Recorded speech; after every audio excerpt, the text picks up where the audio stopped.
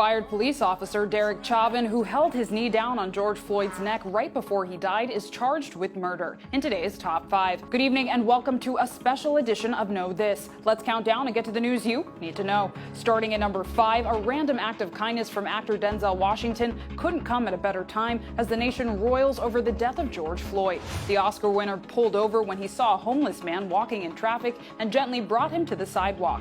The actor stayed on the scene as police arrived, keeping the situation calm as officers put the man in handcuffs. Denzel even gave the man a face mask to wear and tucked extra masks into the man's pocket. The man was ultimately released. One of the officers on the scene praised Denzel for calmly stepping in.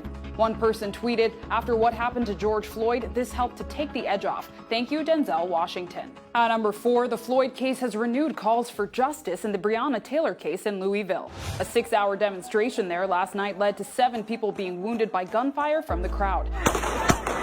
26-year-old Taylor was killed by police in her own apartment during a botched raid in March. Due to a no-knock provision signed by a judge, the police entered her apartment suspecting drug activity without knocking or identifying themselves as police. Taylor's boyfriend shot at police, who returned fire, shooting Taylor 8 times. The officers have been placed on leave but haven't been charged with a crime. The mayor of Louisville announced today that no-knock warrants have been suspended in the city, telling protesters, "I hear you." Number 3, Minnesota State Police arrested a CNN reporter of color while he was broadcasting live. Wherever you'd want us, we will go. We were just getting out of your way when you were advancing through the intersection. Correspondent Omar Jimenez was handcuffed and taken into custody despite identifying himself as a reporter and without being told why.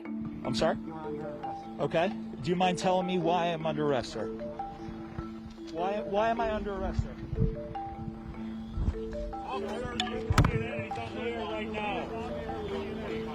His cameraman and producer were arrested as well as the camera kept rolling on the live encounter. A white CNN reporter nearby noted that he was approached by police but allowed to stay, unlike Jimenez, who is black and Hispanic. The governor of Minnesota issued an apology to CNN, saying that the arrest never should have happened. Jimenez and the crew were quickly released shortly after the arrest, and Jimenez was back on the scene, tweeting this picture with the caption, "And we're back." At number 2, Twitter flags, then removes a tweet by Trump for glorifying violence. Trump's tweet called protesters thugs and included this quote, "When the looting starts, the shooting starts." That line is a quote from Miami Police Chief Walter Headley, who back in 1967 favored brutal police tactics on young black men during civil rights rallies, often referring to them as, quote, hoodlums. The president's tweets are hidden behind warning notices, but they can still be seen on Twitter. Twitter said they took action because based on the historical context of the last line, its connection to violence, and the risk it could inspire similar actions today. And at number 1, the former police officer who put his knee on George Floyd's neck leading to his death is now charged with murder and manslaughter. Derek Chauvin's arrest comes after 3 nights of protests calling for justice. Hennepin County attorneys announced that Chauvin is charged with 3rd-degree murder and that more charges could be coming. At a press conference earlier today, several activists spoke out against the violence at the protests but insisted on justice being served. We don't condone violence. We don't condone looting. We don't condone rioting. We don't condone burning down buildings. But we do condone and stand for justice. Right.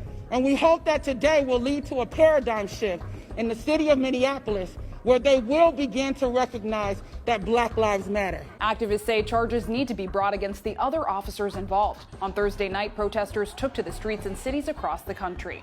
I can't breathe! I can't breathe! A huge crowd in New York City chanted, "I can't breathe," a Black Lives Matter rallying cry, and the words muttered by George Floyd as Derek Chauvin's knee clamped down on his neck before he died. There were also rallies in Columbus, Denver, and Albuquerque. No justice, no peace! Presumptive Democratic nominee Joe Biden says he has spoken to Floyd's family. He asked the country as a whole to confront racism against the black community. The original sin of this country still stains our nation today. We're a country with an open wound. And none of us can turn away. None of us can be silent. None of us can any longer can we hear the words, "I can't breathe," and do nothing. And one last thing, there are a number of Justice for George Floyd demonstrations planned for this weekend. Former NFL player Colin Kaepernick announced today that he's established a legal defense fund for protesters in Minneapolis. That's today's Top 5. Be sure to follow our Facebook page for more news. We'll see you right back here Monday night for more news you need to know.